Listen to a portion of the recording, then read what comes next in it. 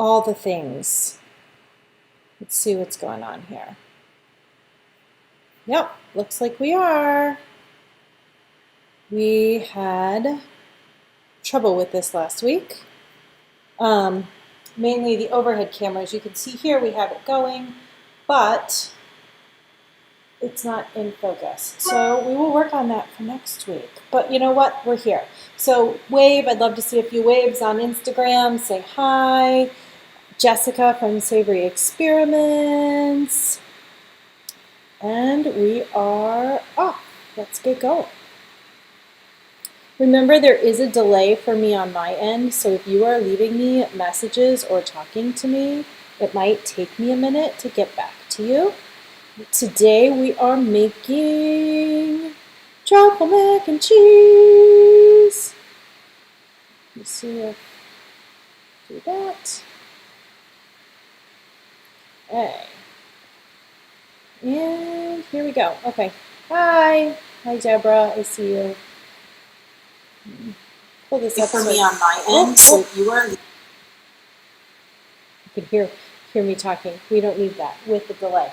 Okay, we are making truffle mac and cheese today. Truffle mac and cheese is a dish that people typically order at restaurants, but it doesn't have to be a restaurant dish. It can totally be an at-home dish, and it's not much more challenging than making homemade mac and cheese. All you need is truffle oil, and that's it.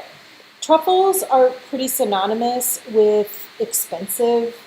Sometimes you go to Italian restaurants and they're shaving truffles over your pasta, and it's like $100, $200 for little tiny thin shave. And it doesn't have to be that way. So I'm going to tell you a little bit about truffles while I go ahead and start grating the cheese. I was so busy trying to get this stupid camera in focus that I lost track of time, and I didn't have time to grate my cheese ahead of time. So we'll talk a little bit about the cheese while I grate it. You'll also notice that I am freshly grating the cheese. So let me ask you guys, what is your favorite, I'm realizing that this video is now titled Scotcheroos. We're not making Scotcheroos. We're making truffle mac and cheese. We'll have to figure out how to change that for next time. Okay, so what is your favorite cheese? Go ahead and tell me in the comments. For this mac and cheese cheeses are different than regular cheeses. If I'm just like making a charcuterie platter, it's a little bit different. But for mac and cheese, I love using white cheddar, like a sharp white cheddar. Has a little bit of a bite and it melts like a dream. For this one, we're going to use about a half a cup of shredded cheese. So I know that it's easy to buy a bag of shredded cheese at the store, and I totally have them in my fridge. I'm not dissing on the pre-shredded cheese. I use them. But let me also tell you that it's tossed in some sort of a starch, usually like a potato starch. And if you buy them and you have them, go look in your fridge, you'll realize that it has like a film on it, a little bit of a dusting, and it's totally harmless. It's just a starch, but it's there to prevent it from clumping. Because if it's in the bag and it's like fresh grated cheese like this is, let's see if I can get it into my under can. There you go. It's fresh grated cheese like this is. It's yellow extra sharp cheese or orange extra sharp cheese. Okay, good to know. It's going to stick together and it's going to clump as soon as they put it in the bag. So they have to toss it in something to prevent it from clumping. So when I'm going for a really smooth, creamy cheese sauce or a melt, sometimes going the extra mile and literally taking 3 minutes to shred your own cheese is a much better bet. For mac and cheeses, to get the maximum punch from your cheese, use a blend of flavors. I'm going to see if I can change this video while we're doing this so that it doesn't say Scotcheroos. It's really throwing me off, guys. I see that there are 20 people watching us, but I haven't seen anybody else talking to me.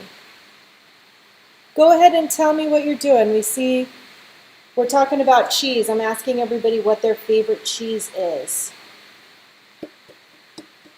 Cheeses, cheeses. No, we're not making Scotcheroos.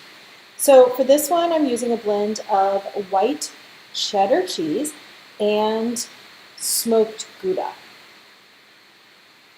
I can smell the smoked flavor from this Gouda from a mile away, and I think it's probably the thing that I love most. especially when we're using truffle, which has a pungent smell on its own. It has a pungent smell and a pungent taste, but the two of them mix together like a dream. Okay, so we have 2 white cheeses. It's a nice earthy flavor, which is probably why the truffle oil goes so well with it too. I'm going to move this out of the way. So when we're making any sort of a mac and cheese, you want to start with what's called, some people call it a mac and cheese sauce. Mac and cheese sauce is a roux. It's a French term. It's a base of a sauce. It is just butter and flour mixed together into a paste. We're going to add milk, and then we're going to add the cheese. And that's what gives you a flowy, creamy cheese sauce. If you just throw cheese into a sauce pot or throw it in there with butter, you're going to get a clumpy mess. You need the base of dairy and flour to thicken it up and smooth it out. Okay. Anybody else here? I see there's people watching, but I don't see anybody talking to me. Tell me who you are. Tell me where you're from. Don't let me be all alone. I went to a lot of work today to set up all these cameras. With some stand issues, we're still having some issues here with this one. Okay, so to make our roux, we're going to start with 3 tablespoons of butter. Make sure it's butter and not margarine, otherwise it will melt the same. I am using salted today because I was out of unsalted, so I'm going to scale back a little bit when I add my kosher salt. That's not that big of a deal. Get ready for the nice hum that this makes. I also ordered a new burner that does not make a humming noise whenever it's on, so that will be nice. We'll have that for next week. And to our butter that is melting, we're going to add 3 tablespoons of flour. So while I do this, I'm going to tell you a little bit about truffles. So truffles are usually synonymous with fancy, kind of like caviar. But you don't need to be scared of them, and you don't need to be worrisome to use them at home.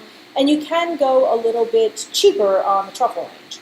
So white truffles and black truffles, there's hundreds of types of truffles out there, hundreds. There's only 2 that really get categorized into edible truffles, and those are white and black truffles. The white truffles are the super fancy ones, the ones where you're paying like hundreds of dollars per ounce, and you might get one shave on your carbonara, and it's going to jack your bill up $1 million. For pâtés, cheeses, and oils, they use a black truffle, sometimes called a summer truffle. They're most prominent in Europe, but they can really be harvested anywhere. They grow underground, so they're kind of like a root vegetable. They use different kinds of pigs, truffle sniffing pigs or dogs, some places, to sniff them out, dig them up, and harvest them, which makes them a little bit more challenging, which is why they are more expensive. It's not like you can grow a crop of truffles the same way you could grow a crop of carrots. So they will be a little bit more, but not terrible. Black truffle is much more prominent than white truffle. This is a white truffle olive oil, which is different than truffle oil. You'll hear it called truffle oil, but truffle oil would mean that the truffles are extruding oil, and that is not the case. This is olive oil that has been infused with black truffles, which is why, if you can see there, it is still the color of olive oil, which is fine. If you open it up, and they come in small bottles, because a little bit goes a really long way, you're going to get an earthy smell. It smells like truffles, which to me is very woody. And it's very pungent. In fact, one of the things when you're eating anything truffle is you're going to smell it before you taste it. And we all know that scent impacts our taste buds too. Okay, so we've got our butter melted here. I'm going to go back to the flour. For a roux, you basically add, you do add equal parts fat to flour. So I did 3 tablespoons of butter. I'm also going to do 3 tablespoons of flour. I'm going to get this out of our way. Next up, we are going to stir it together. So for roux, you can go different colors. I like to, for my mac and cheeses, I don't want a really deep flavor, so it's called a blonde roux. Just means that we're going to make it into a paste, and I'm going to let it simmer until it smells kind of nutty and kind of like popcorn, but I don't want it to start browning. If I start browning, it's gone too far. That would be for like a base for a gumbo or something where we want a really deep, rich flavor. So back to our oil. So I'm going to use truffle oil today, but you can also use a truffle pate. My daughter, who's 3.5, we took her to Italy when she was about 7 or 8 months old, and her favorite thing was truffle pate. Just truffle pate on pasta.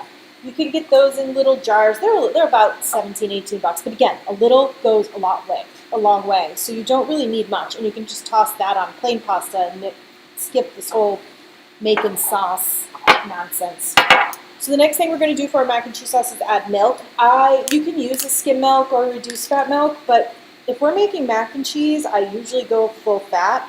It just gives the sauce more body, more volume, and of course, more flavor. So for this one, I'm going to add 2 cups. And you can really see the fat when you pour it into a glass here. It almost has legs on it, like a really good red wine, instead of a skim milk that will come out looking like water. I drink skim in my regular life. It's just not what I like to use for cooking, and especially for mac and cheese. You need the fats in there. I'm going to whisk this together, whisk together the base here with our milk until it mixes all the way in. And I'm sorry that our overhead shot here is so unclear. We'll try to fix that for next time. I just got to figure out how to do it. I'm going to bring this to a low simmer, and it'll start to thicken. That flour will start to thicken, but if we just added straight flour to milk, it would just get clumpy and gross, and we wouldn't be able to smoothly blend it in. By putting it with the butter first, we are going to make a much smoother sauce. Come on, milk, bring it to a boil. This recipe is a good base recipe. If you wanted to make this into a meal or just a fancier side dish, you could add crumbled bacon, I was about to say chives, or scallions is what I meant. You could do pre-shredded chicken, like get a rotisserie chicken at the grocery store and shred it up, throw that in. You could do slices of cooked Italian sausage or prosciutto, which is like an Italian ham, a cured ham, kind of salty. If you do any of those or you add anything with more salt, like a bacon or prosciutto, I would cut back on the salt too, the kosher salt that we add later, just because they all have a good amount of salt content. And you don't want to get, you can add more salt in, you can't take salt away, or you can, but it's hard. So start low, add more. You guys know I love my salt. I don't even add finishing salt to this dish because I don't want to overpower the smoked Gouda and the truffle oil, and you know I travel with my own tin of salt, so that's like amazing. If you guys are watching on Instagram, I see a bunch of you coming through. Please wave, say hi, give me a little love. Don't make me sit out here like by myself looking all pathetic. Please, please, please. Or Facebook, please say hi. I'm still not seeing many people here with us today.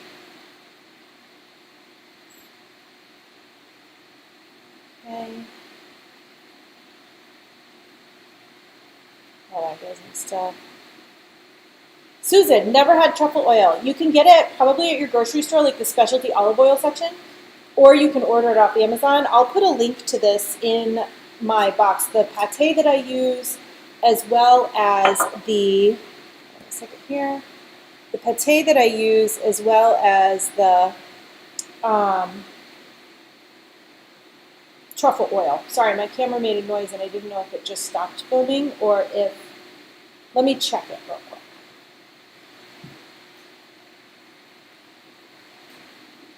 I think it's still there. Okay, our cheese sauce is now at a boil, so we want to take this down a notch. We're going to go ahead and add about 2 teaspoons, I'm just eyeballing this, of oil. Again, a little goes a long way, and we're going to add that to the roux, which is already starting to burn to the bottom. Make sure it doesn't do that when you're doing this. And then we're going to add our cheese. I'm eyeballing this. It's supposed to be about a cup of Gouda and a half a cup of sharp white cheddar.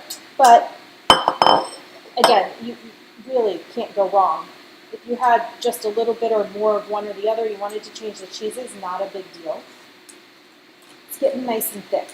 You want to shred your cheese before you put it into any mac and cheese sauce because it's just going to melt better that way, more smooth. Keep stirring it the entire time the cheese is melting. Keep stirring it. Stir, stir, stir, stir, stir, stir, stir, stir, stir. Okay. When I add the pasta in, I already cooked the pasta and I'm using elbows. It'll have a little bit of water, so it'll help thin out the sauce a little bit, but if the sauce is too thick, mine is pretty thick right now, you can add another tablespoon or so of milk until it gets to your desired consistency. A little side note for any mac and cheese, if you're making mac and cheese ahead of time for any dish, add about a half a cup more milk or heavy cream to the sauce, the pasta sucks in all of that milk and cream, and then you end up with a less creamy sauce when you go to recook it. If you add in more liquid ahead of time, then the pasta will absorb that liquid, and you'll still be left with a super creamy, decadent, cheesy, dreamy cheese sauce, and that's really what you want. Okay. I'm going to add in another little splash of milk here. So pastas for mac and cheese. You would ideally want to use something small, and you want to use something that has a lot of shape to it, because you want it to have all these nooks and crannies for the sauce to be able to hide in after you mix it all together. So elbows, fusilli, stuff with shapes, any like the novelty shapes too. Like if you were doing Super Bowl mac and cheese, you could have gotten ones with the little footballs on them.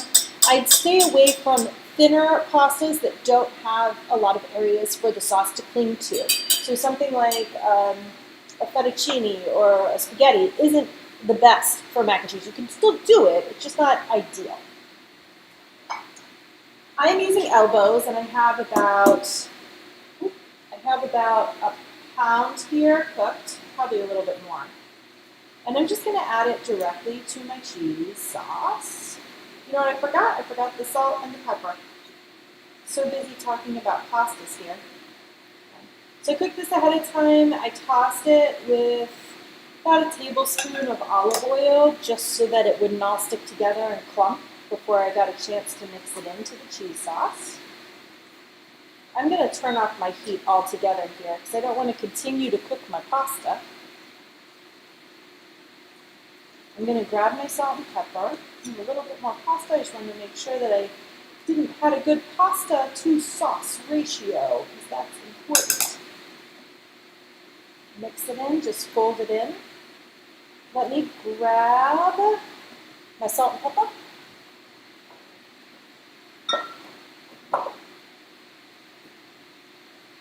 Always use freshly ground pepper. Pre-ground pepper is convenient, but it tastes like sawdust. If you actually want a pepper flavor, go with freshly ground pepper. This is Diamond Crystal kosher salt. I'm just going to add a little bit. The cheese has salt in it, and I want to make sure, again, like I said, that it's not too salty. I should have really added the salt and pepper to the cheese sauce so that I could blend that in evenly before I started mixing the pasta in. You also don't want to overmix your pasta. If you overmix your pasta, then it starts to get gummy and gluey because it starts to release the gluten and the starch into your cheese sauce, and that's not good either. Okay. Guys, there we go. That's all it was. When you are serving your truffle mac and cheese, you can put another little drizzle of truffle oil over the mac and cheese if you want to, but it will have a good amount of mac and cheese flavor as it is, and it's going to be amazing. Rich, woody taste. Yep. Oh, hair's looking good. Thank you. I actually flat ironed it today and put on lipstick. It was special. Very, very special. So let me go ahead and take a bite here. It's going to be super hot. And there's nothing worse than burning the roof of your mouth and your tongue, and then the rest of the day, food just doesn't taste good. And I'm eating this for dinner tonight. It's perfect. You don't taste the truffle You don't taste the truffle on the first bite. It's one of those flavors that gets on the back of your tongue and it almost is like an aftertaste. Using the truffle oil, I could have gone heavier on the truffle oil. If you really like truffle, maybe add a tablespoon or two. And this one's light, so this one's perfect for maybe somebody that's like an introduction into truffles, or doesn't want like a truffle taste, or serving it as a side dish to a protein that has a lot of flavor. It's subtle, but it's there. I just got the note. So the first couple of bites, I got all the smoked Gouda. At the end, I got that earthy flavor from the truffle mac and cheese. Again, scallions, some chives, maybe another sprinkled Maldon sea salt, some more fresh ground pepper, another drizzle of truffle oil, and you're good to go. You have a fancy side dish that wasn't really that fancy at all. So don't be scared of the truffles. That's all we learned today. Black truffles, good, not too expensive. Okay, guys. Thank you, Lisa. Thank you for coming and watching. Tell David I said hi.